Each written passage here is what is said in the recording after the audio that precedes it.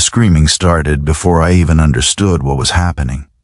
1 second, my daughter was laughing in the community pool, her feet splashing water like every other kid on a hot summer afternoon. The next second, I heard a grown woman yelling her name like it was a crime to exist.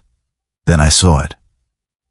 And HOA Karen had her hand wrapped in my daughter's hair, dragging her out of the pool while everyone froze in shock. And right in that moment, I knew something terrible had just begun, something that would end with every HOA board member wishing they had never crossed my family. Before I continue, if you enjoy real-life HOA horror stories and moments where entitled people finally face consequences, make sure you like this video and subscribe to Karen Stories Daily. It helps the channel a lot, and you don't want to miss the stories coming next. Now let me explain how a normal summer day turned into a nightmare. We live in a gated community with an HOA that loves rules more than people. Pool hours, pool passes, guest limits, noise levels, swimsuit guidelines, you name it. They had a rule for it.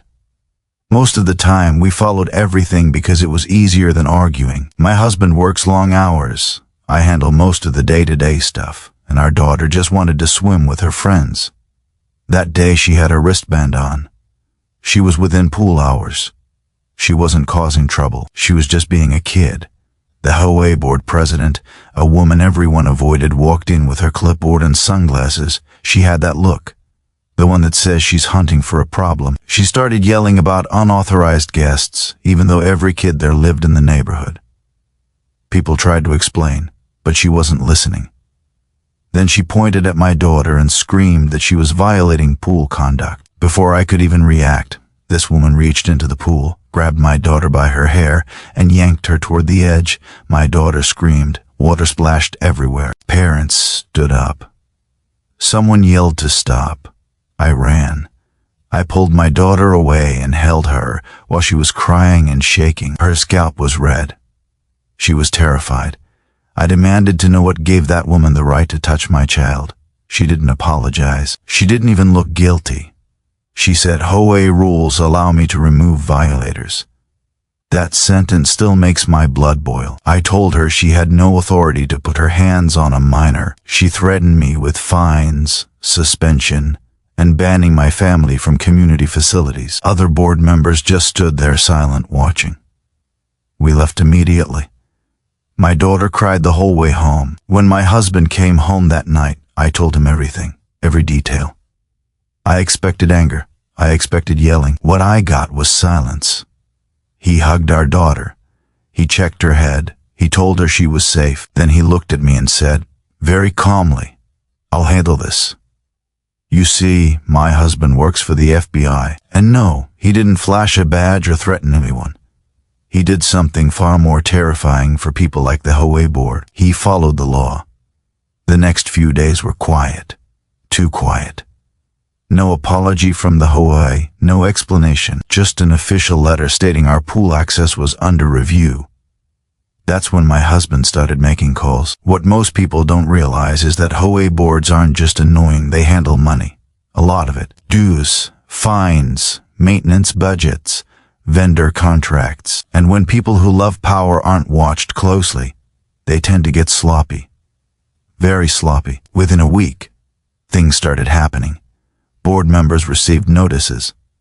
Not from the HOA.